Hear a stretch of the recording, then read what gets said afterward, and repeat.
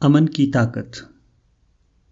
امن کا دائرہ کار ایک وسیع نوعیت کا ہے، کیونکہ یہ فرد واحد اور قومی سطح پر یکساں طور پر قابل اطلاق ہوتا ہے۔ آپ پرامن راستے کا انتخاب کریں، آپ کی کامیابی حتمی ہے۔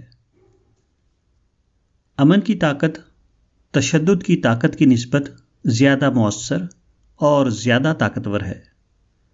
تعمیری اہداف صرف پرامن ذرائع سے حاصل کیے جا سکتے ہیں، جبکہ تشدد کا حاصل تباہی و بربادی کے سوا کچھ نہیں ہے۔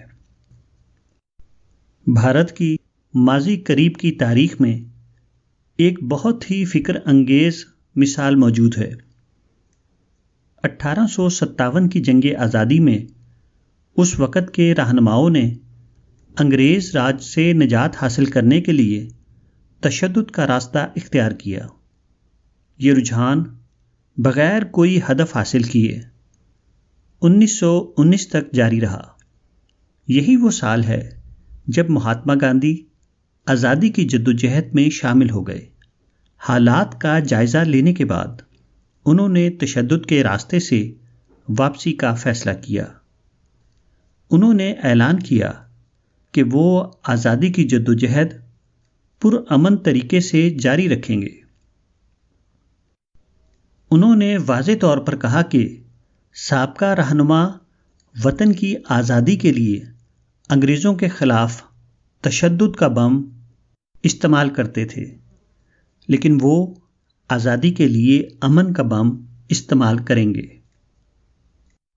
مہاتما گاندھی جی کے اعلان نے ساری کایا پلٹ دی۔ انگریز حکومت کے سارے تانے بانے جام ہو کر رہ گئے۔ وہ اس اعلان سے اتنے حواس باختہ ہوئے کہ ایک برٹش کلکٹر نے اپنے سیکریٹریٹ کو ان الفاظ میں ٹیلی گرام بھیجا: ہدایات مہیا کریں کہ کیسے ایک شیر کو بغیر تشدد کے ہلاک کیا جائے۔ پرتشدد ایکشن آپ کے مخالف کو پرتشدد انتقام کا موقع دیتا ہے۔ دوسری طرف اگر آپ پرامن لاہ عمل اختیار کرتے ہیں تو آپ کے مخالف کے پاس کوئی جواز نہیں ہے کہ وہ آپ کے خلاف طاقت کا استعمال کرے۔ مہاتما گاندھی کی عدم تشدد پالیسی میں یہی منطق تھی جس نے ہندوستان کی آزادی کو ممکن بنایا۔ امن کا دائرہ کار ایک وسیع نوعیت کا ہے، کیونکہ یہ فرد واحد اور قومی سطح پر یکساں طور پر قابل اطلاق ہوتا ہے۔ آپ پرامن راستے کا انتخاب کریں، آپ کی کامیابی حتمی ہے۔ اس کے برعکس پرتشدد طریقہ بہت خطرناک ہے۔ اس کے نقصانات یقینی اور فوائد مشکوک ہیں۔ پرامن منصوبہ بندی بغیر کسی خطرے کے کامیابی کی ضمانت ہے۔ پرامن پلاننگ کیوں اتنی مؤثر ہے؟ اس کی وجہ یہ ہے کہ پرامن پلاننگ انسان کے ضمیر کو مخاطب کرتی ہے۔ جب انسان کے ضمیر پر چوٹ پڑتی ہے تو متعلقہ شخص کے پاس جھک جانے کے سوا کوئی راستہ نہیں بچتا۔ لیکن پرتشدد انداز پرامن پلاننگ سے قطعاً مختلف ہے۔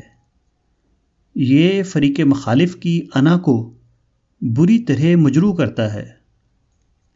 یہ بالکل درست ہے کہ جب کسی کی انا کو ٹھیس پہنچتی ہے تو وہ اور خطرناک ہو جاتا ہے، اور اس کا نتیجہ نقصان کی صورت میں نکلتا ہے۔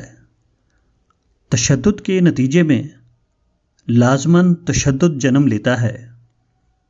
مسائل اشخاص کے ہوں یا اقوام کے، تشدد مسائل کو حل کرنے کے بجائے اور پیچیدہ کر دیتا ہے۔ پرامن طریقہ قدرت کا طریقہ ہے۔ یہ ناقابل تغیر قانون ہے۔ قدرت کا شکر ادا کریں جو ہمیشہ امن کے راستے پر گامزن رہی ہے۔ اس لیے ہم قدرت میں ہر جگہ کاملیت پاتے ہیں قدرت مختلف کاموں میں مشغول ہونے کے باوجود کبھی کوئی پریشانی پیدا نہیں کرتی ہے۔ یقینی طور پر اسی کی وجہ قدرت کا مستقل مزاجی سے پرامن خطوط پر اپنی اسکیم پر عمل پیرا ہونا ہے۔ ایک اہم پہلو اس پرامن منصوبہ بندی کا یہ ہے کہ یہ وقت اور توانائی کو ضائع ہونے سے بچاتی ہے۔ جہاں تشدد عام حالات کو خراب کر کے تباہی کی سطح پر لے جاتا ہے، وہاں مسلسل پرامن حالات معاملات کو متوازن رکھتے ہوئے تعمیری راہ ہموار کرتے ہیں۔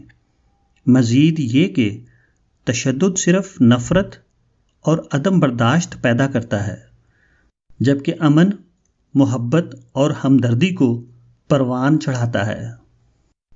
امن سب سے اعلیٰ معاشرتی خوبی ہے کیونکہ یہ لوگوں کے درمیان مثبت سوچ کو فروغ دیتی ہے۔